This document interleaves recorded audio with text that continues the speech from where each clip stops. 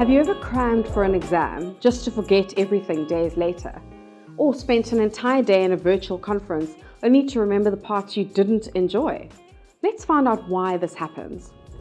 In 1885, German psychologist Hermann Ebbinghaus was interested in the same thing and set about to test why we forget things. He began by memorizing a set of random, nonsense syllables and plotted his results on a graph. This is now known as the forgetting curve, and it explains why most of us forget new information just days after learning it. As the steep decline of the curve shows, we actually forget most of what we've learned the day after we've learned it. You see, our brains are wired to remember information that's critical to our physical survival, such as foods that are poisonous, the ABCs of CPR, dangerous areas to steer clear of, or important people and connections.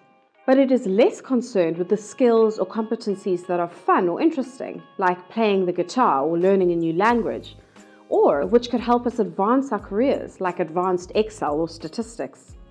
So, how can we remember better? Our brains retain the information it uses, or information that is meaningful. If you want to remember something, you have to reinforce it, like practicing the guitar every day or using pivot tables to create your reports. When designing learning experiences, you have to make sure new content is reviewed and reinforced regularly. Otherwise, learners will forget it, and you won't see the desired changes in their behavior. One technique you can use to revise new content is through spaced repetition. This technique is simple. Learners should review your content in increasingly longer intervals. So they start by reviewing the content the day after it was introduced. Then they review it again and again with bigger and bigger intervals between each session.